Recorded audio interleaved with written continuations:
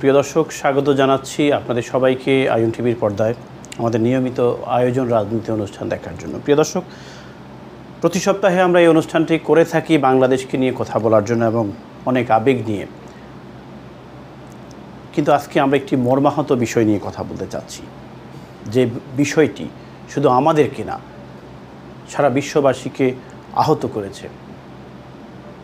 সেটি হচ্ছে ঢাকার উত্তরায় যে মাইলস্টোন স্কুল অ্যান্ড কলেজের যে ইনসিডেন্ট ঘটেছিল, সেই ইনসিডেন্ট সবচেয়ে বড় কথা, অনেকগুলো জীবন্ত পাখি আমাদের কাছ থেকে নিয়ে গেছে, ছোট্ট শিশুকে নিয়ে গেছে। যে শিশুটি হয়তো তার মাকে বলেছিল, বন্ধুকে বলেছিল যে একটু পরেই বের হব, খেলতে যাব, পার্কে যাব, অনেক কিছু করব।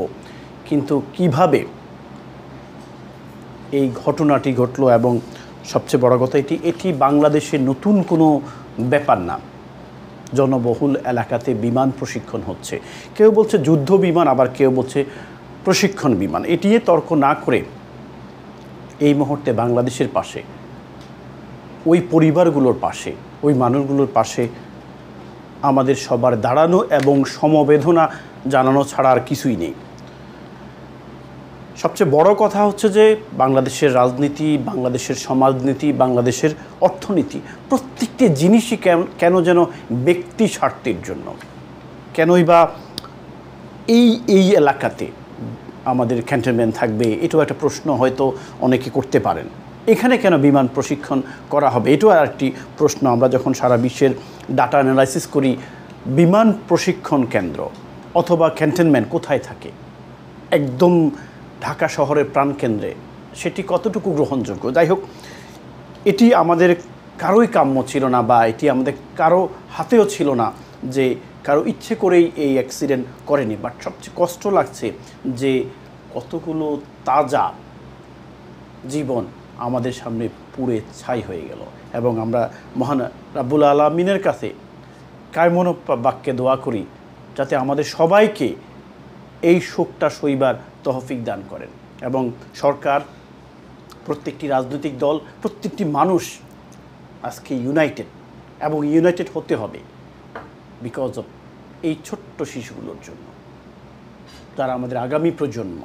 এবং আমি রিকোয়েস্ট করব যে এই মুহূর্তে সরকার, প্রত্যেকটি রাজনৈতিক দল, প্রত্যেকটি সংগঠন, নো পলিটিক্স।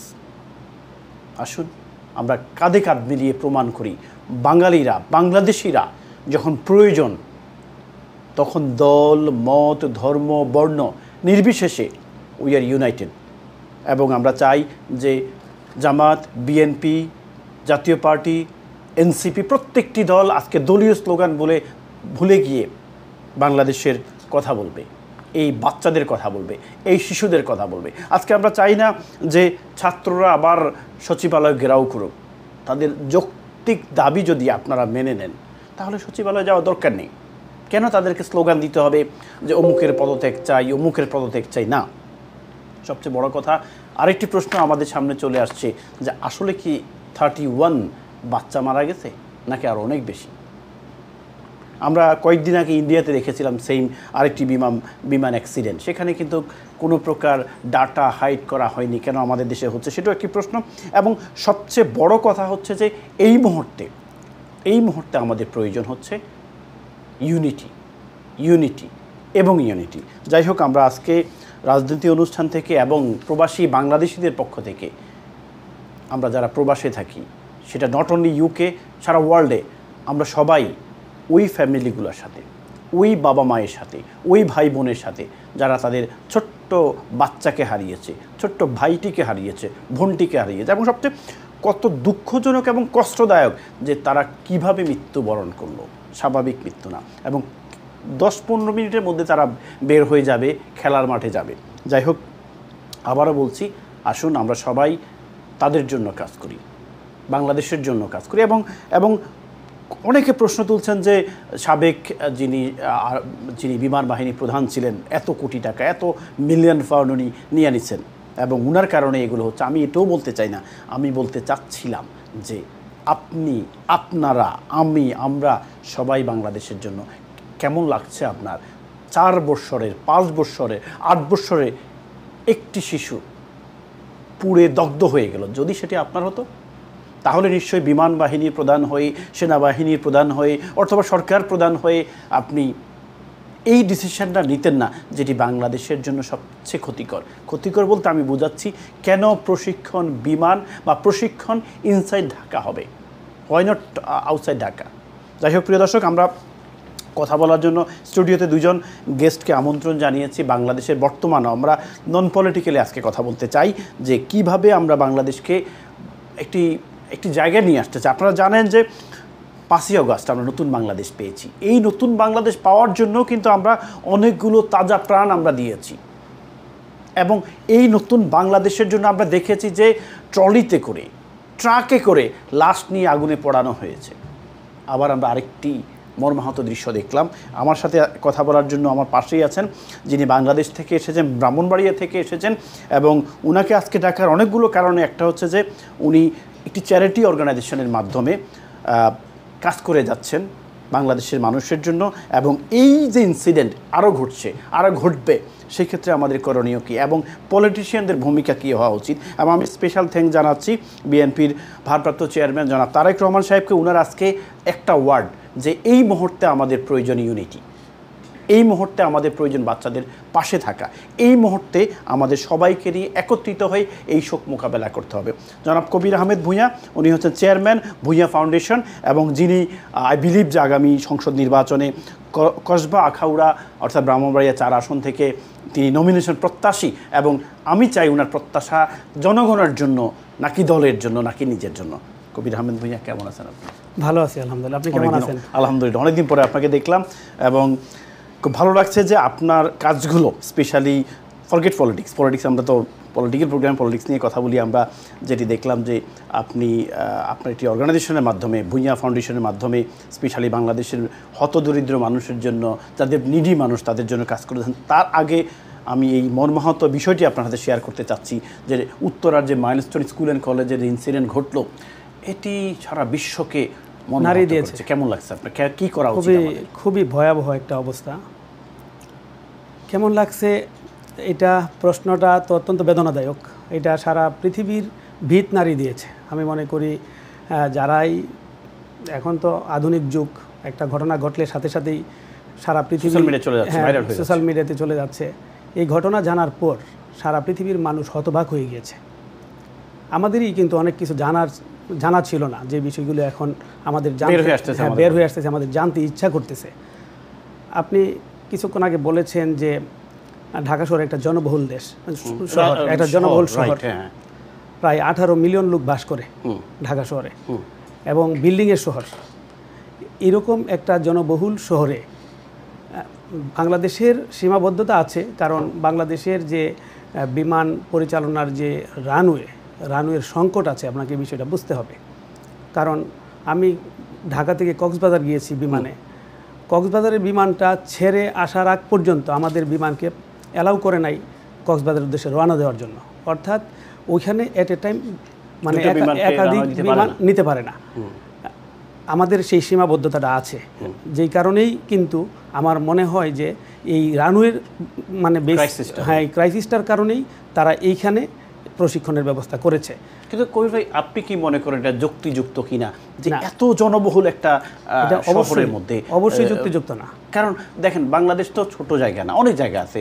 আপনি যেখানে জনগণ কম বাস করে, হিল সাইডের কথা বলেন, চিটাগংয়ের আউটসাইড চিটাগংয়ের কথা বলেন, সেখানে কি আমরা প্রশিক্ষণের ব্যবস্থা করতে পারি না?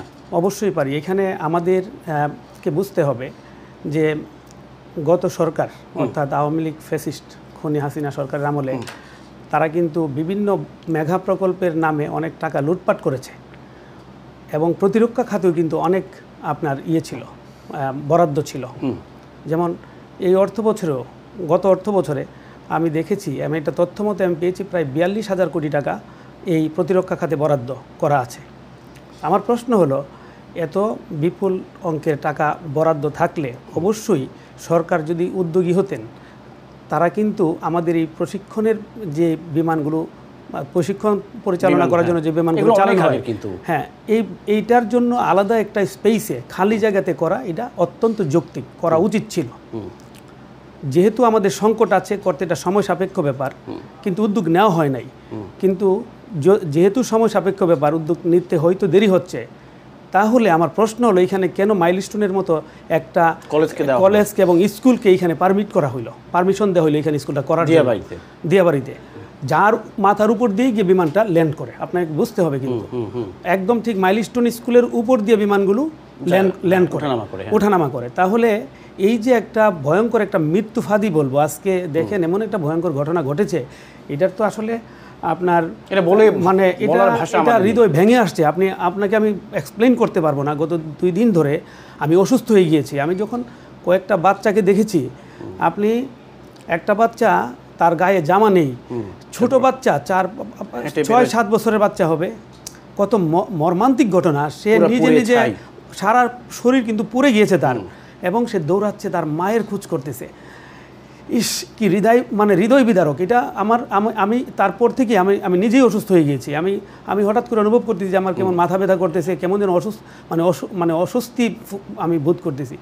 আমি কিন্তু সাথে সাথে একটা আর্টিকেল লিখেছি, লিখে আমি নিউজ পেপারে পাঠিয়েছি যে এটা পাবলিশড হোক, পাবলিকের জানা দরকার। বিষয়টা হলো কি, এমন একটা বিষয় আমাদের দেশ স্বাধীন হয়েছে, দীর্ঘ বছর হয়েছে, বারবার সরকার আমাদের পরিবর্তন হয়েছে। শেখ হাসিনা করাপ্টেড সরকার, তারা 15-16 বছর যাবৎ ক্ষমতাকে আগলে ধরে রেখেছে, এবং সে চেষ্টা করেছে যে বাংলাদেশের একটা এই বিমানবন্দর দূরে করার জন্য, তার এলাকায় করার জন্য সে চেষ্টা করেছিল। এখন আমার প্রশ্ন হয়েছে, কেন তারা এই বিষয়টা নিয়ে চিন্তা করলো না? সবাই কেন এই জিনিসটা নিয়ে চিন্তা করলো না? এখন অন্তর্বর্তীকালীন সরকার তো আসছে মাত্র কিছু সময় হইল, তাদের তো এতগুলো কাজ একসাথে করা সম্ভব না। তাদের দরকার হয়েছে ইমিডিয়েটলি তারা একটা নির্বাচন দেওয়া। তাদের তো পরিকল্পনা, আমি মনে করি তারা দেশকে স্থিতিশীল অবস্থায় এনে সংস্কার করে দেশকে গণতান্ত্রিক অবস্থায় নিয়ে একটা নির্বাচন দিয়ে জনগণের হাতে, জনগণের সরকারের কাছে ক্ষমতার হস্তান্তর করা। এবং যখন জনগণের হাতে ক্ষমতা যাবে, তখন কিন্তু ওই সরকার যা খুশি দেশের উন্নয়নের জন্য সেটা করতে পারবে। একটা জিনিস কবির ভাই, আপনি আমাকে একটা প্রশ্ন করেন যে আপনি যে কথাটা বলছেন, এই দৃশ্যটা আমিও দেখেছি, এবং আসলে এটা কোনো মানুষ সেটা সহ্য করতে পারে না, যে just close your I think যে এটা আমার আত্মীয় স্বজনের কেউ, যে একটা পিচ্ছি শিশু সে তার মাকে খুঁজছে। বাট এই যে ইনসিডেন্টটি ঘটলো, এখনও আমি দেখতে পাচ্ছি ছাত্ররা আন্দোলন করে যাচ্ছে। এবং কেন আন্দোলন করবে? ওয়াই আন্দোলন তারা বলার আগে সেটি অ্যাপ্রুভ হতে হবে, নাম্বার 1। অবশ্যই। সেকেন্ড হচ্ছে যে বিমান বাহিনীর যিনি প্রধান, ওনার কি পদত্যাগ করা উচিত না? আমি আপনাকে বলি, একটা বিষয় হলো কি, আপনি যারা দায়িত্বে থাকে অবশ্যই তার কাছে দায়িত্বটা গিয়ে বর্তায়, দায়ভারটা বর্তায়, তাই না? এখন এত বড় একটা ঘটনা ঘটলো, বিমান বাহিনীর যেই বিমানটা আপনার 60-এর দশকের বিমান, অনেক পুরাতন বিমান, এটা লোহালো করা। আমি মনে করি যেটা অনেকটা গার্বেজের মতো। যতই পরীক্ষা নিরীক্ষা করুক, পুরান তো পুরানি। আমি একটা মানুষ, আমার বয়স হয়ে গেলে, আমি 80 বছরের মানুষটা কি আমার ইচ্ছা করলে আপনি 40 বছরে চালাইতে পারবেন? পারবেন না। আমার 40 বছরের বয়সটাকে আপনি 20 বছরে চালাইতে পারবেন না। বিমানও তো সেটা পুরান হয়ে গেছে। যে পুরাতন বিমানটাকে আজকে কেমন একটা ছেলে, এই যে আপনার যে ক্যাপ্টেন পাইলট ছিল, হ্যাঁ তৌকির, তাই না? এই যে এরকম একটা পাইলট তৈরি করা, এইরকম একটা আমাদের দেশ তো অনেক, আমরা অর্থনৈতিকভাবে অনেক স্বাবলম্বী না, কিন্তু আপনি একটা বিষয় খেয়াল করবেন, এই ধরনের পাইলটকে তৈরি করার জন্য সরকার কত টাকা খরচ করে, কত মেধা খরচ করে, তার পিছনে কত শ্রম দেয়, এবং তার পরিবারও কত শ্রম ব্যয় করে, সে নিজে কত পরিশ্রম করে একটা পর্যায়ে আসে। এইখানে ফুলটা ফুটার আগেই সে কিন্তু ঝরে পড়ে গেল। এটার চেয়ে দুঃখজনক আর কি আছে তার পরিবারের জন্য? আমি জানি না। আমাদের হয়তো আজকে দেখেন, এটাকে আজকে যে ঘটনাটা ঘটেছে, কেউ বলতেছে 200-র উপর স্টুডেন্ট মারা গিয়েছে, কেউ বলতেছে 300-র উপর স্টুডেন্ট মারা গিয়েছে। সরকারি ডিক্লারেশন আসছে 30 জন না 31 জন, কিন্তু প্রকৃত তথ্য তো প্রিন্সিপালের কাছে আছে না? ওই স্কুলের হেডমাস্টারের কাছে তো প্রকৃত তথ্য আছে। তাহলে এই বিষয়গুলো তো জনসম্মুখে ক্লিয়ার করা উচিত, এবং এটাকে হাইড করার সংস্কৃতি থেকে বেরিয়ে আসতে হবে। আপনি হাইড কেন? আমার প্রশ্ন হচ্ছে, এটা তো কেউ ইচ্ছে করে করাই নাই না। এক নাম্বার, এটা আমাদের দুর্বলতা। হোয়াট কাইন্ড অফ দুর্বলতা? যে আমরা, যেটা আপনি বললেন, আমিও বলবো, এবং বাংলার মানুষও বলবে, যে এই এক নাম্বার এখানে স্কুল কেন, যেহেতু বিমান ওঠানামা করে, এখানে অনুমতি দেওয়ার প্রশ্নই আসে না। সেকেন্ড হচ্ছে যে হোয়াই আপনার জনবহুল এলাকা, ঢাকাতে কেন প্রশিক্ষণ? আর যেহেতু প্রশিক্ষণ চালু আছে আমাদের রানওয়ে মানে এইখানেই সীমিত রানওয়ে, তাহলে আমাদের একটা রানওয়ে আমাদের এখানে এটা রানিং অবস্থায় আমরা আরেকটা করতে পারি, আমরা করি, দক্ষিণ অঞ্চলে করি, উত্তর অঞ্চলে করি, যেখানে খালি জায়গা আছে সেখানে আমাদের করা উচিত। আমি মনে করি এখন বিষয়গুলো নিয়ে ভাবার সময় এসেছে, কিন্তু এখন তো অনেক লেট। দেখেন আপনি একটু আগে বললেন 200, এবং আমার কাছে আজকে সকাল থেকে এত ট্যাক্স আসছে যে সঠিক তথ্য প্রকাশ করা হচ্ছে না, ডাটা গোপন করা হচ্ছে, এবং বলছে যে হয়তো মানুষ নার্ভাস হয়ে যাবে, হয়তো বিমান সেনাবাহিনী সেটাকে হাইড করছে। বাট আলটিমেটলি আপনি যে কথাটি বলছেন, স্কুলের তো ডাটা আছে। হ্যাঁ, অবশ্যই, এটা তো ভেরি ইজি। আপনি আমাদের যেসব অভিযোগগুলো আমরা পাইতেছি যে টিচারদের সাথেও দুর্ব্যবহার করা হয়েছে, স্টুডেন্টদের সাথে দুর্ব্যবহার করা হচ্ছে, এইগুলা না করে বরং একটা ঘটনা ঘটলে আমাদের বাংলাদেশ জাতীয়তাবাদী দলের ভারপ্রাপ্ত চেয়ারম্যান কি বলছেন, সবাইকে ঐক্যবদ্ধ থাকার জন্য বলছেন, এবং এটাকে আমি বলবো যে এটাকে রাজনীতিকরণ না করে এটা আমরা সবাই মিলে ঐক্যবদ্ধভাবে এটা মোকাবেলা করব। ছাত্ররা যারা আজকে আন্দোলন করার জন্য চেষ্টা করতেছে, একটা মানুষ যদি আন্দোলন করে, আন্দোলন করলে এটার মধ্যে কিন্তু বিভিন্নভাবে। আমি আরেকটা প্রশ্ন আপনার কাছে, কেন আন্দোলন করবে? আপনি দেখেন, আমি তো তাদের সামনে যাব, আমি তাদের হয়ে কথা বলবো। দেখেন এখন আমি প্রত্যেকটি ছাত্রের যৌক্তিক কথা, যেমন আপনি এটা প্রশ্ন তুলছেন যে মাইলস্টোন স্কুল অ্যান্ড কলেজ কেন এই বিমান উঠানামা, একদম মানে পয়েন্টে এটা যদি ছাত্ররা বলে, আই এগ্রি উইথ দ্যাম। তারা যদি সচিবালয়ে গিয়ে বলে যে শিক্ষা অ্যাডভাইজারের, এডুকেশন অ্যাডভাইজারের পদত্যাগ যদি যুক্তি হয়, আমি ওনার সাথে আছি, ওনাদের সাথে আছি, তাহলে কেন তাদেরকে আজকে আন্দোলন করতে হবে? তাদের ছোট ভাইদের জীবন নিয়ে গেছে, আবার তাদেরকে আন্দোলন করতে হচ্ছে। এবং আপনি এইটা তো ভয়াবহ একটা অবস্থা। আপনি যে মানুষগুলো যে অর্ধগলিত এবং পুরে ছাই হয়ে গিয়েছে, এবং যেসব বাচ্চাগুলো বা আমাদের অনেক অ্যাডাল্ট মানুষও এখানে হতাহতের শিকার হয়েছেন, যেমন যে আমাদের প্রেসিডেন্ট জিয়া রহমান স্যারের একজন ভাইস্তি আমাদের মেহেরিন ম্যাডাম সম্ভবত,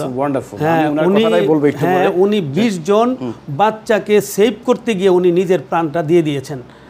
এটাই জিয়া রহমান স্যারের পরিবার, এটা বোঝা যায় যে উনি প্রচার বিমুখ ছিলেন। এই যে, এবং আমাদের ব্রাহ্মণবাড়িয়ার আরেকজন ম্যাডাম আজকে ইন্তেকাল করেছেন, ওনার নাম সম্ভবত মাসুদা, ওই স্কুলের আরেকজন ম্যাডাম ছিলেন, উনিও অনেক বাচ্চাকে বাঁচাতে গিয়েই উনি প্রাণ হারান। তো এই যে আপনার অনেক অ্যাডাল্ট এবং অনেক বাচ্চাদের যেভাবে প্রাণহানি হয়েছে, যেভাবে একটা অগ্নিদগ্ধ হয়ে আপনার তারা যেভাবে মৃত্যুবরণ করেছে, ইনজুর হয়েছে, বাংলাদেশের মানে আমি একটা যে বার্ন ইনস্টিটিউট আছে, এইটা ছাড়া আমি তো আর কোথাও আগুনের চিকিৎসার কোনো কিছু দেখি না। এবং আপনি অবাক হবেন, এখন পর্যন্ত আমি কিন্তু হেলথ অ্যাডভাইজার একজন মহিলা আজকে ছবি দেখছি, আমরা দেখিনি, আমি কিন্তু দেখিনি। আসিফুল সাহেব আসছেন, তারপরে এডুকেশন অ্যাডভাইজার আসছেন, ফ্রেশ সচিব আসছেন, সাকর সাহেব আজকে কথা বলছেন, সবাই, বাট নট আওয়ার হেলথ। এবং আমি অবাক হয়ে গেছি যে হেলথ অ্যাডভাইজার, উনি নাকি একজন ব্যাংকার কিভাবে হেলথ অ্যাডভাইজার হয়? ইন্টারেস্টিং। এবং এই উনি এখন পর্যন্ত এতগুলো প্রাণহানি, এতগুলো মানে মানুষের মানে স্বাস্থ্য সমস্যা নিয়ে বিভিন্ন হসপিটালে ট্রিটমেন্ট নিচ্ছে, ওনার কি ভূমিকা, এটা নিয়ে বেশ ওনার স্টেটমেন্ট আসা উচিত আমরা কোন পর্যায়ে আছি। আমি তাই মনে করি। আমি একটু কলার সাথে কথা বলে আসবো। কলার, আসসালামু আলাইকুম। আসসালামু আলাইকুম। ওয়ালাইকুম আসসালাম। আমি একটু কবিরদের সাথে কথা বলতে। আপনি একটু ফোনটা একটু দূরে রাখেন, বলেন আপনার মন্তব্য আজকের বিষয় নিয়ে। আমি প্রথমত, আমার নাম কবির আহমেদ, আমার বাড়ি ব্রাহ্মণবাড়িয়া। জি। আমি কবির ভাইয়ের সাথে কথা বলতে দেওয়া যাবে? জি, কবির ভাইও ব্রাহ্মণবাড়িয়া, কথা বলেন। হ্যাঁ, শুনছেন কবির ভাই? জি, আসসালামু আলাইকুম। কবির ভাই ভালো আছেন? জি, আসসালামু আলাইকুম, আমি শুনতেছি। কবির ভাই, আপনি তো প্রশ্ন, যে আপনি এই যে ঘনবসতি এলাকায় যে এই বিমানের যে ট্রেনিং সেন্টারটা, এটা কি আপনার মাধ্যমে আমি দাবি করতে চাই, আপনি যে আমাদের পূর্ব অঞ্চলে যে যুদ্ধের সময় যে একটা এয়ারপোর্ট ছিল, ওইখানে কি ট্রান্সফার করা যায় কিনা, এটা আপনার মাধ্যমে আমি সবাই কাছে আবেদন রাখতে চাই। এটা স্থানান্তর করা যায় কিনা, তাই না? এটাই আপনার প্রশ্ন। স্থানান্তর করা যায় কিনা? আমাদের পূর্ব অঞ্চল বিজয়নগর এলাকাতে একটা যুদ্ধ, হ্যাঁ, সিঙ্গারবিলে মানে ব্রাহ্মণবাড়িয়াতে সিঙ্গারবিলে একটা আমাদের করা যায় কিনা, মানে ওখানে ছিল আর কি আগে। আচ্ছা, ধন্যবাদ আপনাকে, ধন্যবাদ। ভেরি ইন্টারেস্টিং একটা কোয়েশ্চেন। অবশ্যই আমরা একটা জিনিস চাই যে যদি সবাই আমরা বলি, আই বিলিভ পলিটিক্যাল পার্টিও শুনবে এবং বর্তমান সরকারও শুনবে, বিকজ আমরা অলরেডি অনেক হারিয়েছি, আমরা আর হারাতে চাই না। এবং যে বিষয়টি ইম্পর্টেন্ট, যে এতগুলো প্রাণ যাওয়ার পরেও যদি আমরা সচেতন না হই, তাহলে আমাদের আর কি হবে। যাচ্ছি পরবর্তী কল। আসসালামু আলাইকুম। হ্যালো, আসসালামু আলাইকুম ফারুক ভাই। ওয়ালাইকুম আসসালাম। জি, প্রথম এই যে বৈমানিক সাগর এবং ছাত্রদের যে এই দুর্ঘটনায় শহীদ হয়েছেন সকলের সুখ প্রকাশ করি এবং দুঃখ প্রকাশ করি। আমি বলতাম চাই রানওয়েটা কাছে ছিল, আমি এখন শুনতে পাচ্ছি স্কুলের নিকটে। এটা কিন্তু পাইলটের কোনো দোষ নাই ভাই, আমরা অন্যতা কোনো কিছু মাতি না। এখন প্রশ্ন হইলো এটা যে পুরানা এয়ারপ্লেন আছে, এটা শহরটি ক্যান্সেল করা কিতা মডেলের। আসসালামু আলাইকুম। থ্যাংক ইউ ডেফিনেটলি আপনার এই কথার সাথে আমি একমত। এবং সবচেয়ে বড় কথা যেটি আরেকটি আপনাদের গেতার্থে বলি যে পাইলট যদি চাইতেন তাহলে বেঁচে যাইতে পারতেন। হ্যাঁ, কারণ উনি প্যারাশুট দিয়ে বের হয়ে কিন্তু সে ট্রাই করে নাই এবং সে সর্বোচ্চ চেষ্টা করছে। আমি আল্লাহ পাক রব্বুল আলামিন ওনাকে জান্নাত দান করুন যে উনি সর্বোচ্চ চেষ্টা করছে যাতে করে স্কুলের উপরে প্লেনটা না পড়ে, না ক্র্যাশ করে, এবং এটা পারে নাই। এটা আসলে সবকিছুর মালিক আল্লাহ। Thank you. আমি চেষ্টা করেছে। জি, আমি আসি করি ভাই। যাচ্ছি পরবর্তী কল। আসসালামু আলাইকুম। কলার টিভি সাউন্ড কমান। আসসালামু আলাইকুম। আপনাকে শুনতে পাচ্ছি না আমি। কবির ভাই, একটা কথা যে প্রথম কলার বলছেন যে আপনাদের এলাকাতে, যেহেতু আপনি ব্রাহ্মণবাড়িয়াতে কাজ করে যাচ্ছেন এবং দুটো কাজই, একটা সোশ্যাল ওয়ার্ক, একটা পলিটিক্যাল ওয়ার্ক, দুটোই করছেন, এবং নট অনলি আমি বলবো না যে একদম ব্রাহ্মণবাড়িয়াতে স্থানান্তর করতে হবে, হয়তো অনেক জায়গা আছে। এই মুহূর্তে কি বাংলাদেশ সরকারকে বলা উচিত কিনা ইজ ইট দ্য টাইম যে আমাদের প্রশিক্ষণের যে জায়গা, সেটি হোক রেসকোর্স ময়দান, সেটি হোক পুরাতন বিমানবন্দর, যেখানে হোক সেটি স্থানান্তর করে আমরা, আপনি যেটা বলছেন, উত্তরবঙ্গে নিয়ে যাইতে পারে, আপনার এলাকাতে যে যদি ব্রাহ্মণবাড়িতে প্রচুর জায়গা থাকে সেখানে নিতে পারে, এনিহোয়ার। ইজ ইট, এটাকে এই সময় কি এই প্রস্তাব, এই কথাগুলোকে আমরা সাড়া ফেলতে পারি কি না? আসলে আমরা তো এখন একটা শোকাবহ একটা অবস্থার মধ্যে আছি। একটা আমি মনে করি যে রাষ্ট্রীয় শোকই ঘোষণা করা উচিত। অলরেডি চলছে। হ্যাঁ, হ্যাঁ, মানে এমন একটা অবস্থা যে কোমলমতি শিশু, সবার বয়স ম্যাক্সিমাম হচ্ছে 18 বছরের নিচে, বিশেষ করে 10-12 বছরের নিচের বাচ্চাই বেশি। আমি বাচ্চাদের একটা ভিডিও দেখেছি, আপনাকে বলি, ছোট ছোট বাচ্চারা মানে ক্লাসের মধ্যে, ওই যে ম্যাডাম যিনি মারা গেলেন, ওনার ক্লাসের মধ্যে বাচ্চাদেরকে আমি দেখতে পেয়েছি, অনেকগুলো বাচ্চা, তারা একটা গান গাইতেছে। আমি এই গানটার পরে আমি আরও আবেগপ্রবণ হয়ে গিয়েছি যে এই বাচ্চাগুলো তো এখন নাই, তারা তো জান্নাতের পাখি হয়ে গিয়েছে, আল্লাহ তাদেরকে বেহেশত নসিব করুক। এরা তো নিষ্পাপ, এরা ছুটির জন্য অপেক্ষা করতেছিল, ক্লাস শেষ হয়ে গেছে, আর 10 মিনিট পরে ছুটি হবে, যদি বিমান মানে এটা ওদের ভাগ্যে ছিল, এরকমভাবে মৃত্যু আল্লাহ লিখা রাখছে, কিন্তু যদি 10 মিনিট সুযোগ পাইতো তারা হয়তো এখান থেকে তাদের হয়তো এইভাবে মৃত্যুটা হইতো না। কিন্তু এই মৃত্যুটা কিন্তু আমাদের বিবেককে নাড়িয়ে দিয়ে গেছে, এবং আমি মনে করি আমাদের কিছু ব্যর্থতা আছে, দুইটা ব্যর্থতা, একটা হচ্ছে রাষ্ট্রীয় ব্যর্থতা, এটা আপনার মানতে হবে, আর একটা হচ্ছে প্রাতিষ্ঠানিক ব্যর্থতা। আমি কিন্তু দুইটা ব্যর্থতাকেই সমানভাবে আমি গুরুত্ব দিচ্ছি, কারণ আপনি আমাদের মধ্যে যে করাপশন আছে, এই করাপশনকে নির্মূল করতে হবে। নির্মূল করে আপনাদের প্রত্যেকটা আমার খুঁজে বের করতে হবে কোন কোন পয়েন্টে আমাকে ডেভেলপ করতে হবে। যেমন আপনি যে আমার যে এই রানওয়েটা যদি আমি, আমার ব্রাহ্মণবাড়িয়াতে জায়গা আছে, আমি সেটা না, বাংলাদেশের যেই সব জায়গাতে আপনার খালি জায়গা আছে, দুর্গম অঞ্চল, যেখানে মনে করেন মানে ঘনবসতি নাই, সেইখানে আপনার এই মানে অবশ্যই স্থানান্তর করা উচিত। এবং যেহেতু এখন একটা উত্তপ্ত পরিবেশ বিরাজমান, শোকাবহ অবস্থা বিরাজমান, এই অবস্থা যদি সরকার চিন্তা করে, সরকার বলতে পারে যে হ্যাঁ আমরা এটা চিন্তা করতেছি, আমরা আগামী 1-2 বছরের মধ্যে এটা আমরা এখান থেকে স্থানান্তর করে নিব, এটা তো সরকার বলতে পারে। এবং এটার জন্য যদি পরবর্তী যে বাজেট আসবে, বাজেটের মধ্যে বাজেট যদি ঘোষণা এখনো দেয়নি, না, এটা দেওয়া উচিত। আমি মনে করি যে আমাদের, শোনেন একটা ঘটনা, বাংলাদেশ স্বাধীন হয়েছে আমাদের 54-55 বছর রানিং, হ্যাঁ, তো এই যে আমাদের দেশটা কিন্তু আমরা কিন্তু যেইখানে সমস্যা হচ্ছে সেইখানে সলভ করতেছি, বাট এর আগে আমরা সলভ করতেছি না, যেখানে কিন্তু আমাদেরকে এখন থেকেই এগুলা খাওয়ার পরে আমরা ডেভেলপ করি, বাট আমাদের কিন্তু চিন্তা করা দরকার কিভাবে দেশটাকে আসলে ডেভেলপ করা যায়। ডেভেলপমেন্ট করার জন্য খাতগুলো আপনাকে চিহ্নিত করতে হবে। আমি কিছুদিন আগে আমি বাংলাদেশের পানি নিয়ে আমি অনেক বিষয় আমি লিখছি পত্রিকাতে, আমি নিজে আর্টিকেল তৈরি করছি এবং বিভিন্ন ইংলিশ বাংলা নিউজ পেপারে আমি এটা দিয়েছি, তারা অনেক পত্রিকা এটা ছেপেছে। আমি আপনাকে বলবো, পরবর্তীতে আমি আপনাকে বিষয়টা নিয়ে বলবো, যেমন এটা বাংলাদেশের একটা অ্যাসেট, এই অ্যাসেটটাকে আমরা কিন্তু এখন আইডেন্টিফাই করতে পারি নাই। বাংলাদেশ যেমন আজকে এমন একটা পরিবেশ তৈরি হয়েছে, যে পরিবেশে মানে আমাদের ভিতরে কিন্তু স্যাক্রিফাইসটা উঠে গেছে। ট্রু, কম্প্রোমাইজ নাই, আমরা কম্প্রোমাইজ নাই এবং স্যাক্রিফাইস করি না। আপনি একটা বিষয় খেয়াল করতে হবে, আপনার আমার কি উচিত? উচিত হলো যেমন আপনি যদি এইখানে যখন আমরা ট্রেনে উঠি, এইখানে যখন লন্ডনে ট্রেনে উঠি, আমরা কিউতে থাকি, আগে নামার পরে আমরা উঠি, ওঠার পরে কিন্তু ডিসিপ্লিন মেনটেন করি।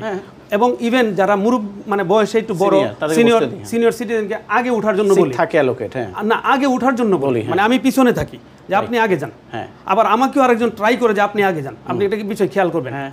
আমরা কিন্তু সেটা করি না। ট্রু, আমরা কিন্তু কে কার আগে উঠবো। শেষ একটা ট্রেন যখন বিমানবন্দর রেল স্টেশনে আসে, আপনি ওই দৃশ্যটা দেখছেন কিনা আমি জানি না, আপনাকে দেখার আমন্ত্রণ করলাম আমি। ভয়াবহ অবস্থা। শেষ পর্যন্ত কিন্তু সব প্যাসেঞ্জারই যেতে পারে, কিন্তু আমার প্রশ্ন হইল কেন এরকম মারামারি করতে হইলো? পকেট মাইর হইতেছে, মানুষ উঠতেছে নামতেছে, একটা হজপজ, একটা হজবরল একটা অবস্থা। যদি সেটা না করে মানুষ যদি মনে করেন কিউর মাধ্যমে, যেরকম আমরা উন্নত বিশ্বে আমরা এটা ফলো করি, লন্ডনে ফলো করি, সেরকম যদি আমরা যদি বাংলাদেশের বিমানবন্দর স্টেশন সহ বাংলাদেশের বিভিন্ন প্লেসের কথা বলতেছি, এটা জাস্ট একটা এক্সাম্পল দিলাম। প্রত্যেকটা ক্ষেত্রে আপনি বাসে যান, লঞ্চে যান, ব্যাংকে যান, কে কার আগে যাবে, মানে ডিসিপ্লিন না, একটা তীব্র একটা অসুস্থ প্রতিযোগিতা, আগে যাওয়ার অসুস্থ প্রতিযোগিতা। এটাকে চেঞ্জ করে, এই যে অসুস্থ প্রতিযোগিতাটা বলছে, এটার জন্য কি ফ্যামিলি দায়ী, পলিটিক্স দায়ী না, আমাদের শিক্ষা দায়ী? আমরা সঠিকভাবে সেই শিক্ষায় শিক্ষিত হইতে পারতেছি না। আমাদেরকে রিভাইজ করতে হবে। আপনি আগে যান, আমি পরে যাব। এটা যদি আপনি ডেভেলপ করতে পারেন, আপনি যদি এটা ডেভেলপ করতে পারেন, আমি বলে দিব আপনাকে বাংলাদেশের 80% চেঞ্জ হয়ে যাবে।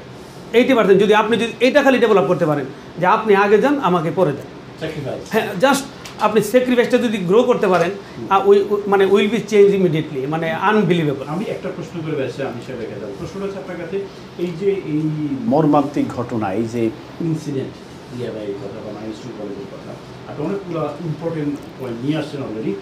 প্রশ্নটা হচ্ছে, এই ক্ষেত্রে বাংলাদেশের এখন জনপ্রিয় বলেন, সংখ্যাগরিষ্ঠ বলেন, এবং যদি নির্বাচন হয় সবাই বলে যে এই মুহূর্তে ক্ষমতা আসবে বিএনপির ভূমিকা, যদিও আমরা জানা তারেক রহমান সাহেবের স্টেটমেন্ট শুনে সবাই হ্যাপি, যে একটাই কথা বলছেন যে there is no politics, we need unity. But ঢাকার বিএনপি, যে উনি তো এখান থেকে ঘোষণা দেন, বিএনপির মূল ভূমিকাটা এই মুহূর্তে আপনি দেখতে পেয়েছেন যে যখনই এই ধরনের মানে ইনসিডেন্টটা যখন হয়েছে, সাথে সাথে কিন্তু আমাদের ছাত্রদল, আমাদের ভারপ্রাপ্ত চেয়ারম্যান মহোদয় কিন্তু সবাইকে নির্দেশনা দিয়ে দিয়েছে। দেওয়ার পরে ছাত্রদল কিন্তু ওখানে চলে গিয়েছে, যাওয়ার পরে উদ্ধার তৎপরতার সাথে তারা সম্পৃক্ত ছিল। যুবদল গিয়েছে, বিভিন্ন আমাদের যে অঙ্গ সহযোগী সংগঠন গিয়েছে এবং ব্লাড দেওয়ার জন্য প্রস্তুত হয়ে গিয়েছে। যাদেরকে সহযোগিতা করার দরকার তাদেরকে সহযোগিতা করার চেষ্টা করেছে। আর ওই জায়গাটা তো আপনি মনে করেন যখন একটা ঘটনা ঘটে, উৎসুক জনতার ভিড় কিন্তু বেশি থাকে।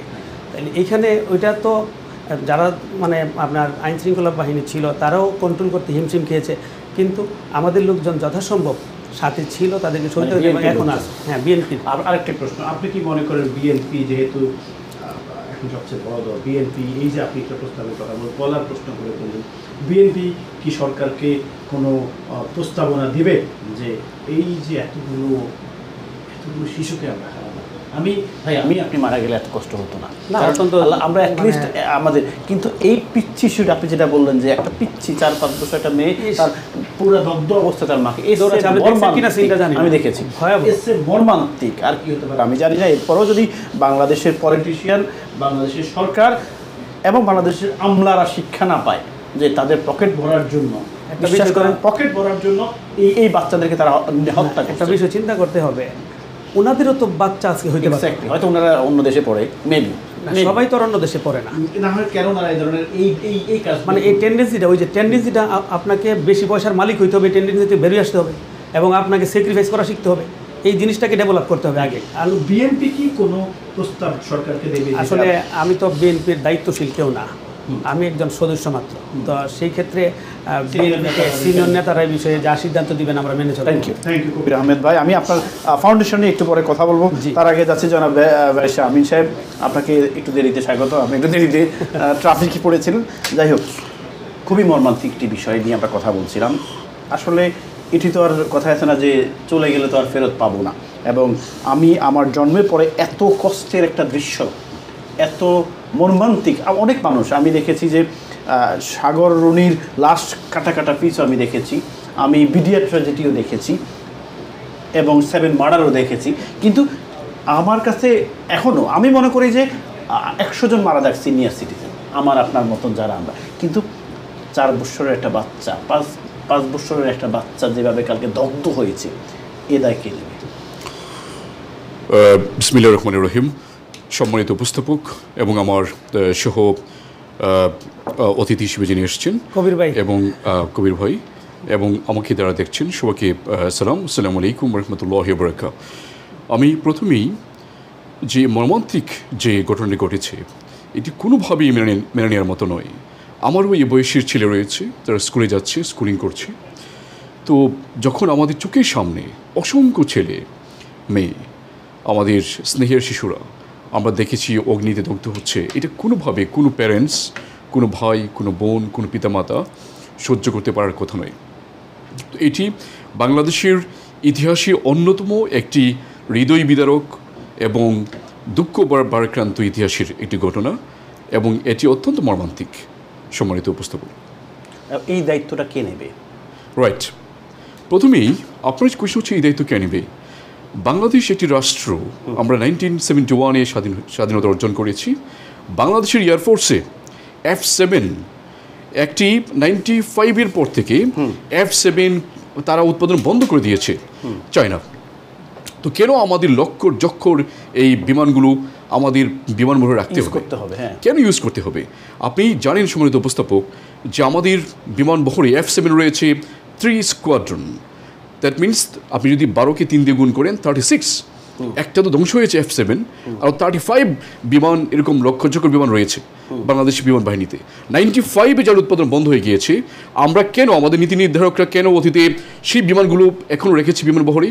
আপনি সেই বিমানগুলো দিয়ে ইন্ডিয়ার সাথে আমরা যুদ্ধ করবেন? যদি অটোমেটিক আকাশ থেকে ভেঙে পড়ে যায়, স্কুলের বাচ্চাদেরকে মেরে ফেলে, আমাদের কিছু কিছু বাচ্চাদেরকে জীবন দিতে হয়।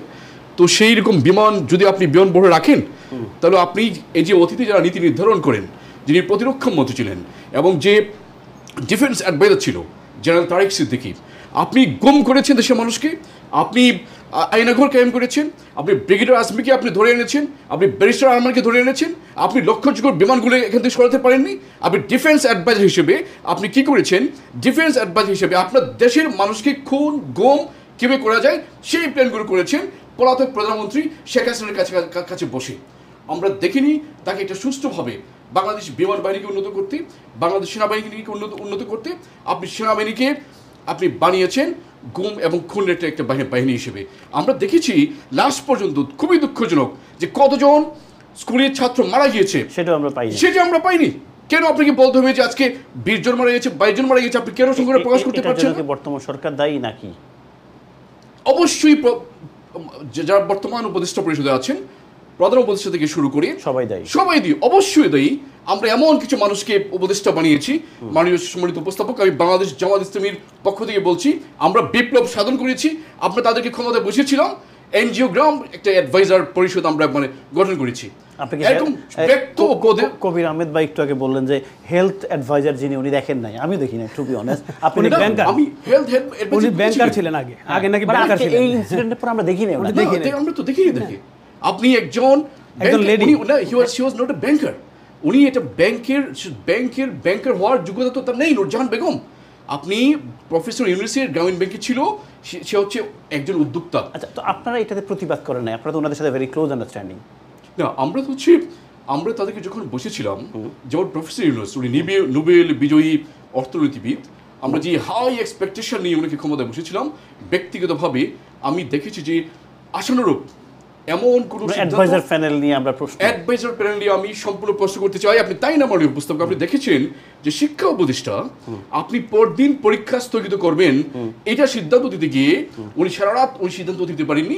আজকে দেখলাম সচিবকে ওখান থেকে প্রত্যাহার করা হয়েছে, সচিবকে এটা নাটক করা হয়েছে।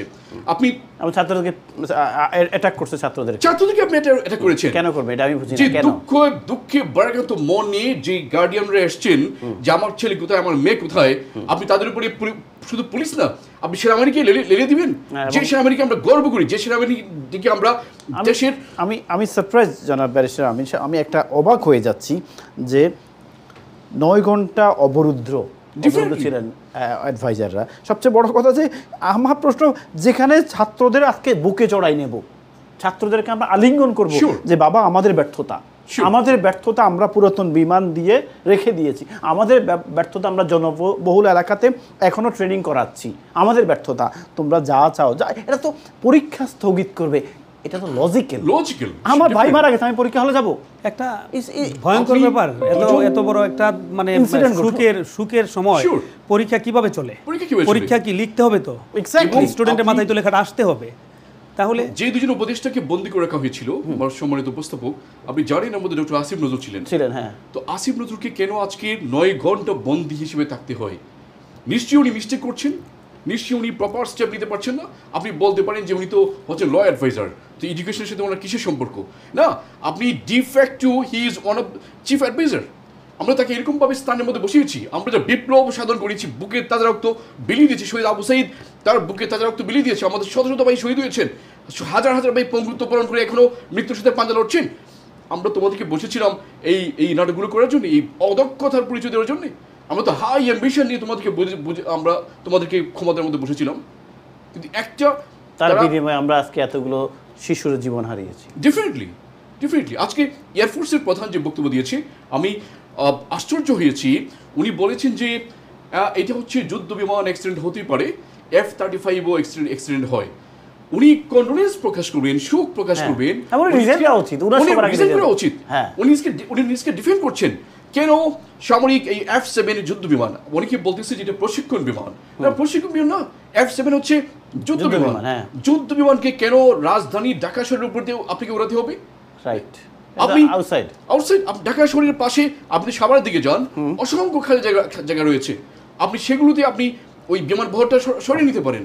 বাট আমার প্রশ্নটা হচ্ছে যে এই যে আপনি বললেন, আমি কবির আহমেদ ভাই আপনাকেও বলি, আপনারাও এই গণ অভ্যুত্থান 5ই অগাস্ট এই নতুন বাংলাদেশের জন্য আপনারাও দায়ী, আপনারাও কাজ করছেন। আমি গুম হয়েছিলাম। হ্যাঁ, তাহলে এই নতুন সরকারের করে মেরে ফেলতে চেয়েছিল। হ্যাঁ, তাহলে এই যে উনিকে যে কথাটা বলছেন, আপনিও তো দায়ী, উনিও দায়ী, বিএনপিও দায়ী, জামাতও দায়ী। কারণ আজকে এই নতুন সরকার আপনারা বসিয়েছেন, এই নতুন সরকারে বলা উচিত ছিল উই আর এক্সট্রিমলি সরি, আমাদের ব্যর্থতা।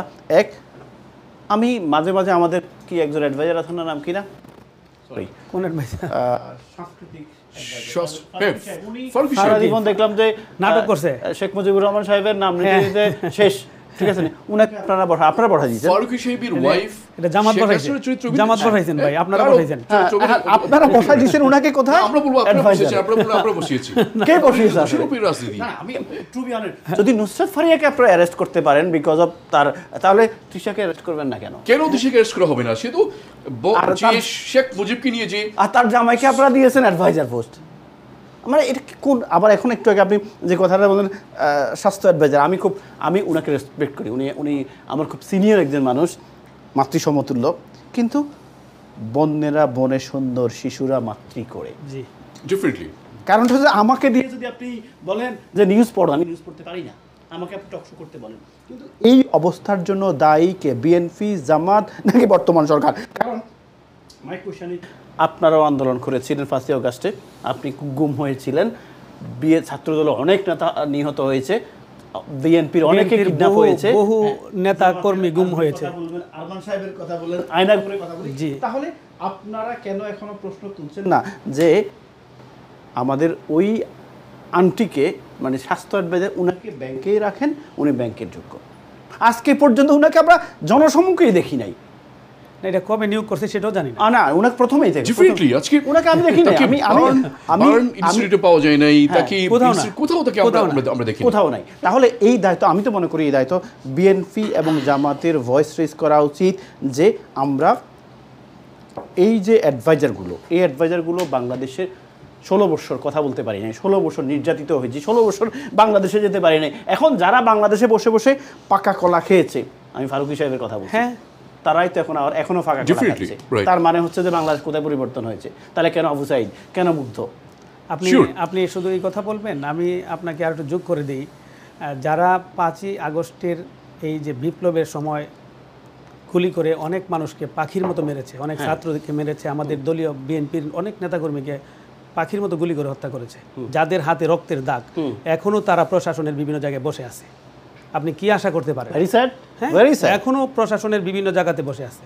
এই জন্যই তো আমরা এখনো পারতেছি না বাংলাদেশটাকে, যদিও বলে থাকি যে আমি ওই দিন মানে নতুন বাংলাদেশ অনুষ্ঠান করি, কিন্তু নতুন বাংলাদেশ কি আদৌ পেয়েছি কিনা, কারণ যদি নতুন বাংলাদেশ পেয়ে থাকি তাহলে আপনার কথা আমি মানি না যে আদৌ কেন প্রশাসনে বসে যারা মানে ক্রস ফায়ার করেছে, যারা গুলি করেছে, যারা কিডন্যাপ করেছে, তারা এখন প্রমোশনও পাচ্ছে তারা, এবং বেশি ক্ষমতাও দেখাচ্ছে। আপনি পুলিশ প্রশাসন সম্পূর্ণ তাদের অফিস সবগুলো অফিস রয়ে গিয়েছে, হাতে গুণা কয়েকজনকে চেঞ্জ করা হয়েছে, কিন্তু টোটাল পুলিশ ফোর্স যে ছিল অ্যাডিশনাল এসপি, এএসপি, বিশেষ করে যারা ছাত্রলীগ থেকে যারা ঢুকেছিল সবগুলো বহাল তবিয়তে আছে। আপনি সচিব থেকে শুরু করে যতগুলো আওয়ামী স্বৈরাচারী সহযোগী ছিল সবগুলো এখন আরো বেশি পাওয়ারফুল বিভিন্ন দপ্তরে এখনো। আপনি সেনাবাহিনী দেখেন, সেনাবাহিনীতে আপনি কি চেঞ্জটা নিয়ে এসেছেন সেনাবাহিনীতে, তো এবং সবচেয়ে বড় কথা হচ্ছে উদ্বেগের বিষয়, আপনি আমাকে বলেন সম্মানিত উপস্থাপক, আপনি তো হচ্ছে রাজনীতি বিষয়ে অত্যন্ত সচেতন একজন সিনিয়র সিটিজেন অব বাংলাদেশ, আপনি আমাকে বলেন আমরা যে রেভলিউশন করা হয়েছে, এই যে প্রফেসর ইউনূস সাহেব শপথ নিয়েছেন, নিউ অ্যাডভাইজার শপথ নিয়েছেন, সরকার চলছে কোন আইনের বলে চলছে?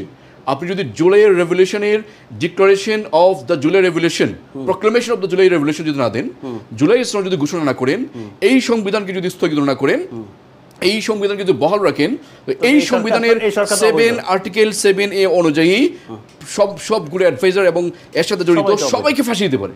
Thank you. আমি একজন কলারের সাথে কথা বলে আপনাদের আরো কথা। কলার, আসসালামু আলাইকুম। ওয়ালাইকুম ফারুক ভাই। ওয়ালাইকুম আসসালাম। ফারুক ভাই, আপনাকে ধন্যবাদ।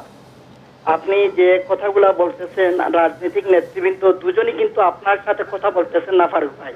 আপনি যে আমাদের পক্ষ থেকে কথাগুলো বারবার বলতেছেন, আমরা চাই বিরোধী দলের ভূমিকা। বিরোধী দল জামাত এবং বিএনপি আমরা দেখলাম 4 ঘন্টার এক বৈঠক করলেন। আপনি একজন সাংবাদিক, আপনি দেখেন ওইখানে আছে জুস আছে, ইউনূস সাহেব হাসতেছে, ওইখানে সবাই বসে আছে। ভাই আজকে কি হাসার দিন? আপনি বলেন বাংলাদেশের ইতিহাসে কি এইরকম কোনো ঘটনা ঘটছে যে একটা যুদ্ধ বিমান ঢুকে পড়ছে একটা স্কুলের মধ্যে? প্রথমে কিছু ক্লারিফাই করা দরকার। এখানে যে দুজন ব্যক্তি আছেন ওনারা কিছু ভুল ইনফরমেশন দিচ্ছেন, আমি আপনাকে ক্লারিফাই করে দিই। প্রথম ক্লারিফাই হচ্ছে যেটা যুদ্ধ বিমান যেটা বলতেছেন ওইটা কিন্তু পাকিস্তানে আছে, শ্রীলঙ্কায় আছে, ইরানে আছে, নর্থ কোরিয়া আছে। ওনারা দেখতে পারেন, বিমানের নামটা লক করলে ইন্টারনেটে পেয়ে যাবেন। সমস্যা হচ্ছে আমরা আন্তর্জাতিক যে ফরম্যাট যেটা, যে নিয়ম যেটা, ওইটা আমরা মানছি কিনা। ওনারকে জিজ্ঞেস করেন, একটা ব্ল্যাক বক্স থাকে ফারুক ভাই, আপনিও জানেন আমিও জানি, ওনারা কি কখনো বলছেন এই সরকারকে ব্ল্যাক বক্স কোথায়? আমি একটু হোল্ড করি, আমি আপনাকে একটু হোল্ড করি। ডেফিনেটলি আপনি ব্যাপারটা সম্পর্কে অনেক রিসার্চ করেন। আমি একটা ছোট্ট প্রশ্ন করি, ঠিক আছে? ওনারা দুজন, নোট করেন, আমি আসতেছি। আপনি বলেন তো, এই যে 5ই অগাস্ট মাত্র কয়েক মাস আগে আসছে এই সরকার, এই দুই দলই আসছে, তাই না? ধরে নিলাম ডক্টর ইউনূস নেই, ওনারা হচ্ছে ক্ষমতা, বিএনপি জামাত এখন ক্ষমতা, ধরে নিলাম আপনার কথা প্রসঙ্গে, গত 16 বছর কারা ক্ষমতায় ছিল? জি আমি বলবো, গত 16 বছর কারা ক্ষমতায় ছিল বলবো ফারুক ভাই? বলেন। আমি প্রথমে বলছি, বিএনপি ভাই প্রথমে বলতে মাইলস্টোন স্কুল আওয়ামী লীগের পারমিশন দিছে। না না, এটা বলে না, একটা মিথ্যা প্রথমে। উনি বলতে কেন পারমিশন দি, উনি বলে না আওয়ামী লীগ পারমিশন। আজকের কথা বলতেছি, আজকে মাইলস্টোনের প্রাক্তন শিক্ষক, প্রাক্তন ছাত্রী পরিষ্কারভাবে বলে দিছে, তখনকার প্রধানমন্ত্রী বলছিলেন না ওই জায়গায় আমি স্কুল হতে দিব না। তখন ছাত্র, আমার কথা শুনতে হবে ফারুক ভাই, তখন ছাত্ররা বলছে, শিক্ষকরা অভিভাবক একবার আন্দোলনে গেছে। আপনি যান ওইটা দেখেন, মাইলস্টোন স্কুল কি আন্দোলনের মাধ্যমে ওই জায়গায় হয়েছে কিনা। সরকার কিন্তু চায় না, আমি সরকারের পক্ষ নিয়ে কথা বলতেছি না, আমি বলতেছি রাইট ইজ রাইট। আরেকটা আপনাকে তথ্য দিয়ে দিই, মাইলস্টোন স্কুল এন্ড কলেজ কি সরকারি কিনা? শিশুরা যারা কালকে মারা গেল, না না বলেন না, আপনি বলেন না, ওদের আমরা গার্জিয়ান না। আজকে আমার বাচ্চা স্কুলটা সরকারি কিনা? আমি আপনাকে একটু ছোট্ট করে বলি প্লিজ, আমার রিকোয়েস্ট, আমি কবির ভাইকেও বলছি, আমি ব্যারিস্টার সাহেবকেও বলছি, আমি ক্লিয়ার নোট করেন। আমার একটা কথা হচ্ছে, আমরা আজকের দিনে রাজনীতি করব না, there is no politics today. আমার প্রশ্নটা হচ্ছে যে বিএনপি জামাতকে দায়িত্ব দিতে হবে এই সরকারের, এই লোকগুলো কেন বসে আছে? যেই লোকগুলো এতগুলো শিশু আমরা প্রাণ দিয়েছে, চলে চলে একদম দগ্ধ হয়ে গেছে। যদি আমাদের আজকে আল্লাহ পাক না করুক, আমি আবারও বলি অ্যাজ এক্সাম্পল, যদি আমাদের মহামান্য স্বাস্থ্য উপদেষ্টা মহোদয়ের নাতনি আজকে পড়ে যেত, উনি কি ঘরে বসে থাকতেন? না, বসে থাকতেন না। এখনও ওনাকে আমি কোনো মিডিয়াতে দেখি নাই। আমি আপনার কাছে, আমি জানি না কলার লাইনে আছেন কিনা, তারেক সিদ্দিকী সাহেব কে? আপনি এটাও জানেন যে লন্ডনে এখন বাড়ি বিক্রি হিরিক চলছে। শিওর। এই টাকাটা কিসের টাকা? নিশ্চয়ই এই টাকা। আপনি জানেন হান্নান সাহেবকে মনে হয় 300,000 কোটি টাকার আগে সাবেক বিমান বাহিনী প্রধান, উনাকে এখন উনার সব কিছু স্টপ করে দেওয়া হয়েছে গত পরশু দিন। তাহলে কারা এরা? বিএনপি? কারা এরা? জামাত? ভূমিমন্ত্রী কত 1250 বাড়ি কিনছে। আমার কলারকে আমি হারাই বলছি, আমি যাচ্ছি পরবর্তী কলে। সাবেক ভূমিমন্ত্রী। আসসালামু আলাইকুম কলার, আসসালামু আলাইকুম। নেক্সট কলার, আসসালামু আলাইকুম। আসসালামু আলাইকুম ফারুক ভাই। ওয়ালাইকুম আসসালাম। ভাই এটা দুঃখের বিষয়, কালকে যে দুর্ঘটনা হয়েছে, জি, আমি সাথে সাথে দেখলাম মির্জা ফখরুল সাহেব, জমাতর আমির, ওরা দুজন গিয়া মেন গেটটা ব্লক করে ফেলছে এবং যাদের শিশু মারা গেছে, জলে পুড়ে গেছে, তারাও দেখতে পারতেছে না। আচ্ছা ফারুক ভাই, আপনি বলেন এইরকম দুর্ঘটনায় তারা ফটো সেশনের যাওয়া এটা ঠিক হয় না ভাই? আপনি সিনিয়র মানুষ, আপনি সিনিয়র মানুষ, আমি একটু বলি। আমার কাছে যে দুটো ভিডিও আছে এখন আমার নিউজ টিমে আছে, আজকে যে নিউজে যদি আপনি যান দেখবেন IUTV, সেখানে আমি দেখলাম যে উনারা মির্জা ফখরুল ইসলাম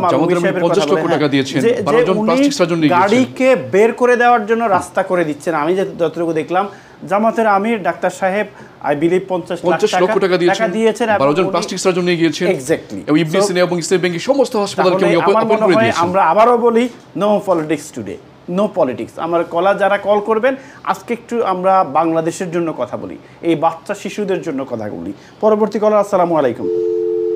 কলার আপনাকে হারিয়ে ফেলছি, এবং যারা কল করবেন সাবজেক্ট নিয়ে কথা বলবেন প্লিজ। নেক্সট কলার, আসসালামু আলাইকুম। হ্যালো, আসসালামু আলাইকুম। আসসালামু আলাইকুম ভাই, ফারুক ভাইয়ের সাথে একটু কথা বলতে। জি জি, আমি কথা শুনছি ভাই আপনার। আমি ফারুক ভাইয়ের সাথে একটু কথা বলতে। হ্যাঁ, টিভি সাউন্ড একটু কমান, আপনি কথা ইকো হচ্ছে, টিভি সাউন্ড কমাই ফেলেন। শুনতে পাচ্ছেন আমাকে? জি জি, এখন বলেন। হ্যাঁ, ফারুক ভাই। জি, আমি যে কথা বলতে চাইছি আপনার মাধ্যমে, কালকে একটা প্রোগ্রামে আপনার সাথে ছিলাম, চিটাঙ্গের একটা প্রোগ্রামে ছিলাম আপনার সঙ্গে, ওই যে আমার বন্ধুদের বই সার্টিফিকেট নিয়েছিলাম। আচ্ছা আচ্ছা। একজন মানুষ যখন আজকে যখন সোলো বিমানটা নিয়ে যায়, সোলো বিমানের কিন্তু একটা প্রোগ্রাম হয়, সোলো যখন ফিরত আসে এদের একটা তদন্ত কমিটি করায় 7 জনের বা 5 জনের। এই কমিটিগুলির লোক আজও কি করে এদের সাক্ষাৎকার দিচ্ছে কিনা জনসম্মুখে, যে আজকে 16 জন ফিরত আসবেন, 16 জন প্রোগ্রামে কে কি কমিটি ছিল, তাদের কিন্তু বক্তব্য কিন্তু আজ পর্যন্ত আমরা পাই নাই। আপনার মাধ্যমে এই প্রশ্নটা আমি রাখলাম। আপনি প্রশ্ন। Thank you. আমি দুজন যেহেতু দুজনেই এখন বাংলাদেশের রাজনীতি করছেন, দুটি দল, যে জনসম্মুখে কেন প্রতিবেদন ইনভেস্টিগেশন রেজাল্ট আসে না, ওয়াই অলওয়েজ বিডিআর বিদ্রোহের মতন আমরা অনেকবার সাগরণী মনে হয় 114 বার আমরা দেখেছি পেছানো হয়েছে, বা আপনি সাপ বের হয়ে যাবে, ক্যাসেল করতে সাপ বের হয়ে যাবে, কোন মাহফুজ নাকি কোন ফারুক বের হয়ে যাবে। যাই হোক, আমরা যাচ্ছি পরবর্তী কলার। আসসালামু আলাইকুম। কলার আমি লাইনে থাকুন, আমি আসছি। কবির ভাই, আমরা অবশ্যই বিষয়টা মর্মাহত এবং খুব সুন্দর করে আমিন ভাই বলছেন। আপনার কাছে একটা প্রশ্ন, এখন একটু পলিটিক্সে যাই। কেমন আছে আখাউড়া কসবার মানুষ? আচ্ছা, আখাউড়া কসবার মানুষ আলহামদুলিল্লাহ ভালো আছে। আমরা খুব অসুবিধার মধ্যে ছিলাম। আপনি জানেন যে ব্রাহ্মণবাড়িয়া 4 কসবা আখাউড়া একটা সীমান্তবর্তী এলাকা, এবং এটাকে আপনার গত 15 বছর যাবত এই যে অবৈধ সরকারের অবৈধ আইনমন্ত্রী ছিল আনিসুল হক, সে আমার এলাকা জবরদখল করে রেখেছিল, এবং তার অত্যাচারের মাত্রা মানে ছাড়িয়ে গিয়েছিল। আমাদের প্রত্যেকটা নেতাকর্মী আমরা বিভিন্নভাবে আমরা নির্যাতিত ছিলাম। আমরা অনেকগুলো মামলা ছিল আমাদের নামে। আমরা বিভিন্ন এমন কোনো নেতাকর্মী নাই যে এক রাত্রে বাসায় ঘুমাইতে পারে। আমরা কখনোই বাসায় ঘুমাইতে পারিনি। আমাদের অবস্থা একটা দুর্বিষহ অবস্থার মধ্যে দিয়ে আমরা সময়টা পার করেছি। তো এখন এই জুলাই আগস্টের বিপ্লবের পরে আমরা আমাদের কার্যক্রম আগে যেরকম আমরা স্বতঃস্ফূর্তভাবে করেছি, এখনও মানে চলমান আছে। তার মানে আপনারা অপেক্ষায় আছেন এখন নির্বাচন? আমাদের দরকার হলো একটা নির্বাচন। আমি নির্বাচনের জন্য অধীর আগ্রহ অপেক্ষায় আছি। ইনশাল্লাহ যদি নির্বাচন তো দেওয়া খুবই জরুরি।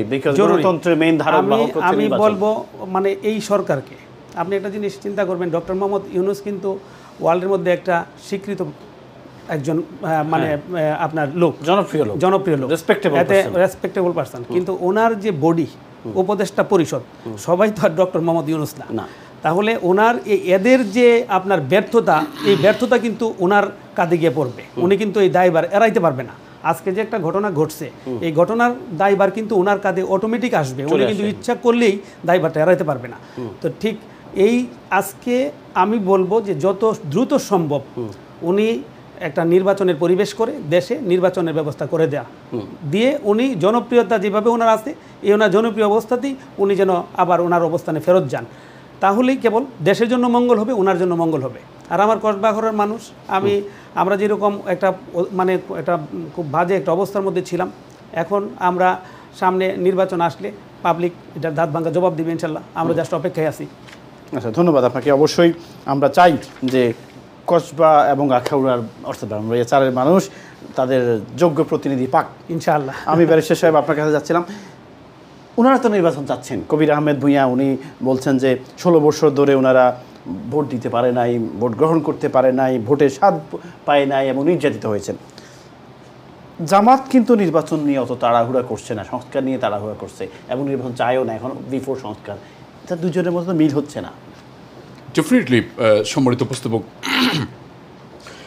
না বিএনপি নির্বাচন চাচ্ছে, আমরাও নির্বাচন চাচ্ছি, বাট আপনি যদি প্রয়োজনীয় সংস্কারগুলো করা ছাড়া আপনি নির্বাচনে যান, যে স্বৈরাচারকে হটিয়েছি, আপনি যদি পুনরায় নতুন স্বৈরাচারকে ফিরে পান, স্বৈরাচারী ব্যবস্থাকে যদি ফিরে পান, আপনি যদি আগের যে সেই পুলিশ বাহিনী, যে পুলিশের আলেপ আপনার আমাদের চোখের সামনে একজন ভাইকে ধরে নিয়ে আমাদের বোনকে দর্শন করেছে, রোজা ভাঙিয়ে আপনি আলেপের কথা ভুলে গিয়েছেন, আমরা যদি সেই পুলিশ বাহিনীকে ফেরত পাই, আমরা যদি সেই সেনাবাহিনীকে পাই, যে আয়না ঘরের মধ্যে ব্রিগেডিয়ার আজমিকে 8 বছর বন্দী করে রাখা হবে, হাজার হাজার মানুষকে গুম করা হবে, খুন করা হবে, যদি সেই স্বৈরাচারী ব্যবস্থা বহাল থাকে, সেই ইলেকশন আমরা চাই না, সেই দেশ আমরা চাই না। প্রয়োজনে নতুন একটা বিপ্লব সাধন করে আমরা বাংলাদেশকে চেঞ্জ নিয়ে আসবো। এই জন্য আপনি সংবিধান চেঞ্জ করেননি, আপনি পুলিশ বাহিনী বহাল রয়েছে। একটু আগে আমার ভাইও আমার সাথে একমত পোষণ করেছেন, আমরা একসাথে জুটেছিলাম, একসাথে আন্দোলন করেছি, সরকার গঠন করেছিলাম, আমাদের বন্ধু। তো আমরা যেই নতুন দেশের জন্য, নতুন রাষ্ট্রের জন্য, নতুন কাঠামোর জন্য, দুর্নীতিমুক্ত দেশ, চাঁদাবাজ মুক্ত দেশ, যেখানে চাঁদাবাজ করা হবে না, পাথর দিয়ে মানুষ মেরে ফেলা হবে না, চাঁদাবাজের জন্য নিজের দলের মানুষের খুন করুক আর অপর মানুষের খুন করুক। আমরা চাঁদাবাজ মুক্ত, আমরা করাপশন মুক্ত, আমরা দুর্নীতি মুক্ত একটা সমৃদ্ধশালী বাংলাদেশ আমরা দেখতে চাই। একটা প্রশ্ন, এই জন্য প্রয়োজন সংস্কার ছাড়া নির্বাচন ছাড়া তো আপনার এই সংস্কারটা, আপনি সংস্কারের জন্য যদি আপনি সময় ক্ষেপণ করেন, তাহলে তো আপনি সারা জীবনে সংস্কার শেষ করতে পারবেন না। একটা নির্দিষ্ট আপনাকে রোডম্যাপ করা লাগবে যে আমি 2 মাস 3 মাসের মধ্যে সংস্কারটা সম্পাদন করব। কথাটা বলছেন যে ধরুন যে সংস্কার মানে অর্থাৎ ওনার কথা অনুযায়ী যে সংস্কার হবে হবে হবে হবে, কবে হবে সারা, আমি এটা কি দীর্ঘ সময় আপনি অপেক্ষা করবেন? এই জন্য কোনো রোডম্যাপ নাই, কোনো প্ল্যান তো নাই। ইন্টারিম গভর্নমেন্ট তারা মোটামুটি আমাদেরকে বলেছেন যে তারা স্বৈরাচারের বিচার করা হবে, হত্যার বিচারটা করবে। ইতিমধ্যে ট্রাইব্যুনাল তারা স্টার্ট করেছে কাজ, এবং সংস্কারের জন্য তারা ইতিমধ্যেই ডিসকাশন করছে রাজনৈতিক দলগুলোর সাথে। শুধুমাত্র আমাদের বন্ধু একটি দল ছাড়া অন্যান্য দলগুলো যখন একমত হয়, আমাদের বড় একটা দল তারা এসে বাধা প্রদান করেন, তারা সবসময় দ্বিমত পোষণ করেন। আমরা বলি এইটা হবে, তারা বলেন না এইটা হবে না। সো আমরা যদি অযৌক্তিক দাবি করেন তাহলে কিভাবে মেনে নেবেন? না, এটা হচ্ছে আপনি বাংলাদেশের সংখ্যাগরিষ্ঠ মানুষগুলোর দাবি। মানুষ মনে করছে যে সংস্কার বলতে সংখ্যাগরিষ্ঠ এবং সবচেয়ে জনপ্রিয় দল সংবিধান না। আপনি লাস্ট ইলেকশন আপনারা কবে করেছিলেন?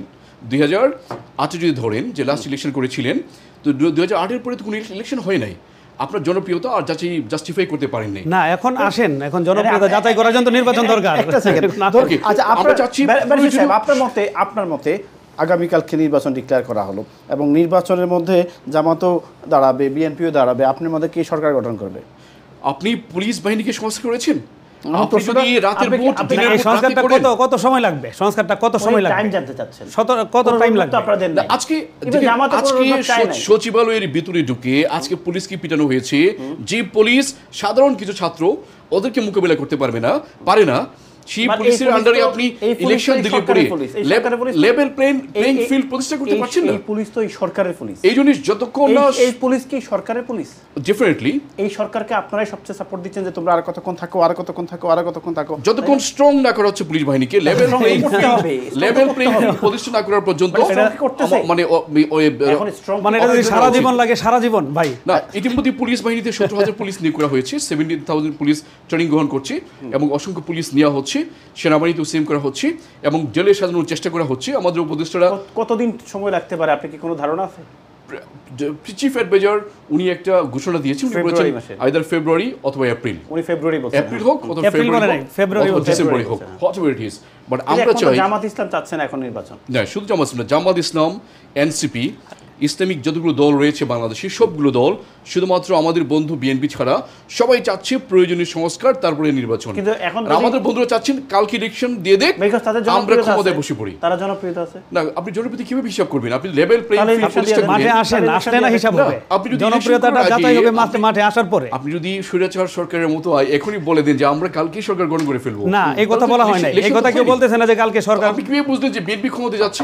শুনেন, বিএনপি ক্ষমতায় এটা যাচ্ছে এই কথা বলতেছে না। আপনি আসেন, আমরা যাচাই করি। 2008 আপনি আসেন, আমরা নির্বাচনে অংশগ্রহণ করি, যাচাই করি আমাদের জনপ্রিয়তার মাধ্যমে। তো আমি যদি প্রয়োজনীয় সংস্কার আমাকে যদি জনগণ সবচেয়ে বেশি রায় দেয় তাহলেই তো কেবল আমরা যেতে পারবো। সংস্কার হওয়ার পরে ইলেকশন দেওয়া হবে, আপনারা যদি পাস করতে পারেন আপনার সরকার আমি গঠন করবেন, আমরা সাপোর্ট এটাই করব তো আপনাদের। প্রশ্ন ব্যারিস্টার সাহেব, আপনি তো আইনের স্টুডেন্ট বা একজন লয়ার, এই প্রশ্নটা কবির আহমেদ সাহেব বারবার করে যাচ্ছেন এবং বিএনপি সবাই করেন।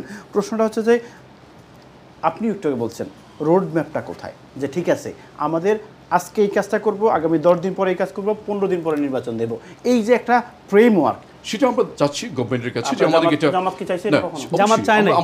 আমরা চাচ্ছি যে আমাদের একটা সুষ্ঠু ফ্রেম ওয়ার্ক ঘোষণা করা হোক। আপনারা চান নাই, জামাত চায় না না। না, জামাত অসংখ্যবার চেয়েছে, তাহলে সরকার অসংখ্য কি চেয়েছে। জামাতের আমাদের কথা শুনে না? আমরা 6টা ঘোষণা দিয়ে 6টা না, এই গভর্নমেন্ট আমাদের গভর্নমেন্ট যদি বলা হয় তাহলে ইন্টারিম গভর্নমেন্টের মানে কি? আমরা একটা নির্দলীয় সরকার বসিয়েছি, এখানে বিএনপির লোকজন রয়েছে, এখানে জামাতের লোকজন রয়েছে, এখানে লেফটিস্ট রয়েছে, রাইটিস্ট, এককভাবে জামাতের লোকজন, জামাত তো গভর্নমেন্ট ফর্ম করেনি। তো এখন এটা জামাত না, but জামাত নির্বাচন চাচ্ছে না, জামাত নির্বাচন চাচ্ছি না, এটা আমরা জামাত নির্বাচন চাচ্ছি, বাট প্রয়োজনীয় সংস্কারগুলো করার পরে সংবিধান সংস্কার করতে হবে, যদি সেটা 10 পুলিশ বছর সংস্কার লাগে, করতে হবে, যদি সেটা 10 বছর লাগে, লেভেল প্লেইং ফিল্ড প্রতিষ্ঠা করতে হবে, যদি সেটি 10 বছর যদি লাগে, 20 বছর লাগে আমাদের অপেক্ষা করা উচিত। আচ্ছা, আমরা সরেছি সরকারি ফ্রি আমি এই 20 বছর আচ্ছা, নির্বাচন না হলে কোনো অসুবিধা নাই। আচ্ছা, আমি এই কথাটা একজন কলারের সাথে শুনে আসি। কলার, আসসালামু আলাইকুম। কলার, আসসালামু আলাইকুম। হ্যালো কলার, টিভি সাউন্ড কমান আগে প্লিজ, টিভি সাউন্ড একটু কমান, দেন আমি আপনাকে শুনতে পাবো। আসসালামু আলাইকুম। হ্যালো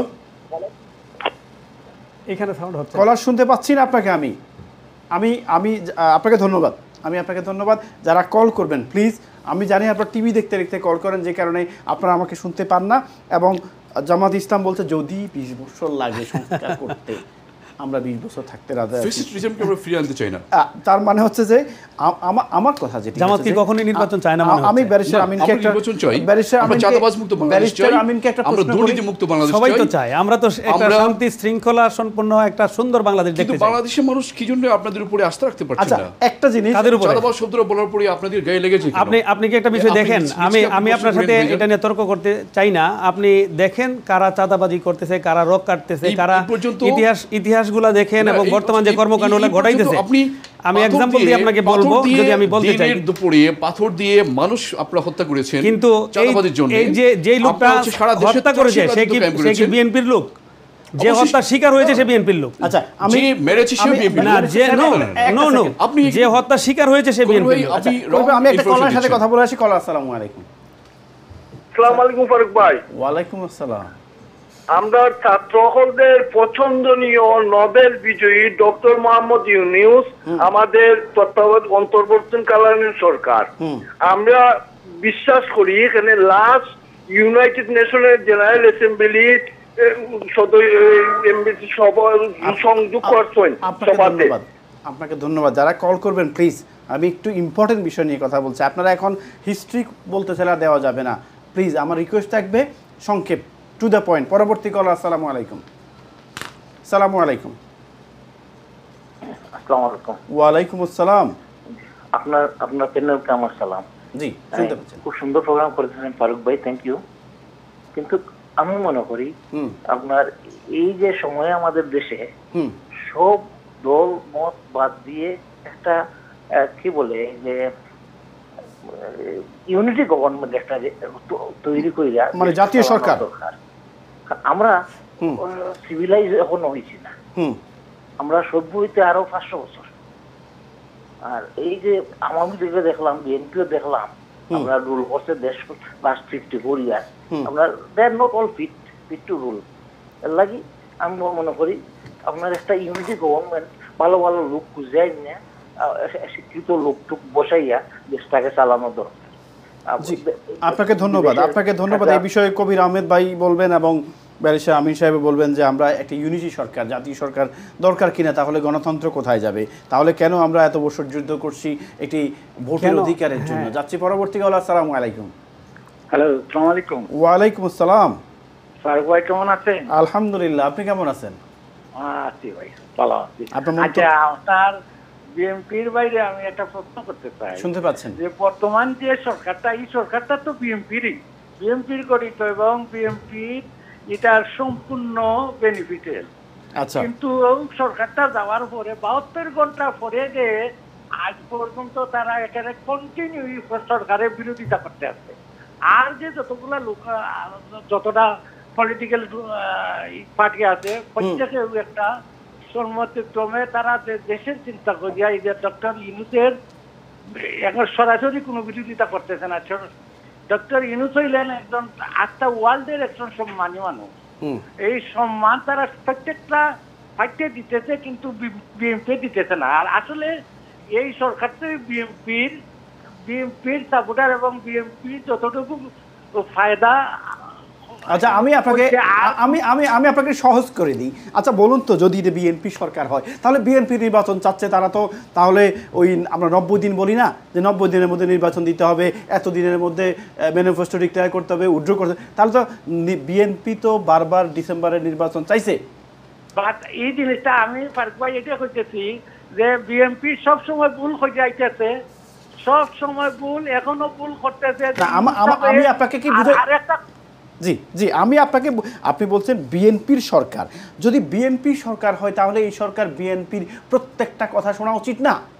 গ্রান্টেড, ওটার উপরে তার কোনো আস্থা নাই। আমরা মানে দেশের মানুষের বিএনপির উপরে একটা আস্থার একটা প্রশ্ন আসে যে এরা যতটুকু মাতে এরা ঠিক মারতে পারে না। সামনাসামনি যা কয় এক কথা, এরপরে বারোই আইয়া কয় আর কথা। কোন দিক দিয়ে কাজটা করছে? এই যে দেশের যে আইন শৃঙ্খলা যতটুকু অবনতি ঘটেছে, সম্পূর্ণ দায়ী হইল বিএনপি। আর আপনি বাড়াইলা দিয়ে হোক যে ঠিক আছে, যে ফাতর দিয়ে মারা হইল এটা বিএনপির মানুষ, কিন্তু বিএনপি সরকারের কোন সাহায্য করতে। আচ্ছা, আপনাকে ধন্যবাদ। এটা কবির আহমেদ ভাইয়ের জন্য আমি প্রশ্নটা রেখে গেলাম যে এই সরকার বিএনপি সরকার, এবং এটা উনি এক্সপ্লেইন করবেন আদৌ কি বিএনপি সরকার কিনা, এবং বিএনপি চাইলে কি করতে পারে যদি তাদের সরকার হয়ে থাকে। যাই হোক, যাচ্ছি পরবর্তী কল। আসসালামু আলাইকুম। ওয়ালাইকুম আসসালাম।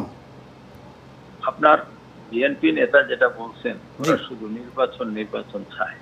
গত 15 বছর তারা নির্বাচন পায় নাই, সুষ্ঠু নিরপেক্ষ নির্বাচন হয় নাই।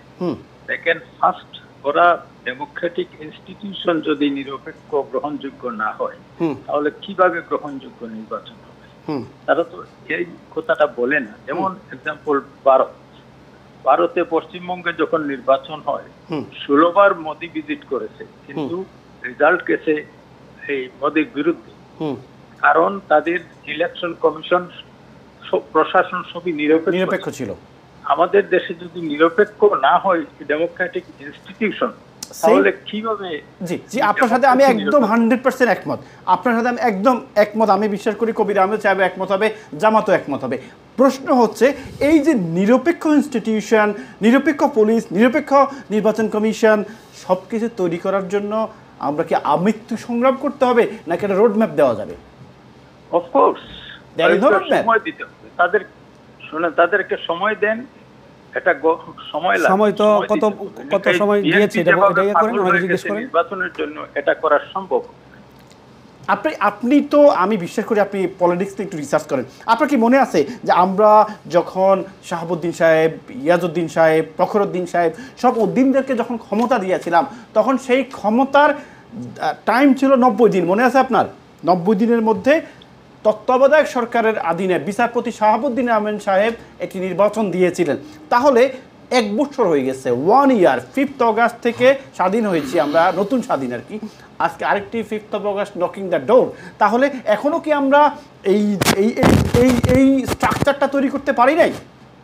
স্যার শোনেন, সেটা ছিল ডিফারেন্ট প্রেক্ষাপট, এখন হচ্ছে অন্য একটা প্রেক্ষাপট। এই যে 1500 মানুষ মারা গেল 5 অগাস্টে, তারপরে 20,000 মানুষ পঙ্গুত্ব হলো, কেন হলো? তার একমাত্র কারণ ছিল সংস্কার, রিফর্ম। এই রিফর্ম না করে যদি নির্বাচনে যান তাহলে ওই শহীদের আত্মার সাথে বিশ্বাসঘাতকতা হবে। এটা তো সময়, এটা তো একটা ফিক্সড টাইম হতে হবে। এখন আপনি তো যে উনি বলছেন 20 বছরের না হলেও যে হবে না, নো প্রবলেম, বাট একটা আমাকে বলতে হবে যে ঠিক আছে, ওকে, আমরা আগামী ফেব্রুয়ারির মধ্যে ফেব্রুয়ারির মধ্যে সকল সংস্কার শেষ করব, যতটুকু সংস্কার হয় আমরা জাতীয় সংসদ নির্বাচন ডিক্লেয়ার করব।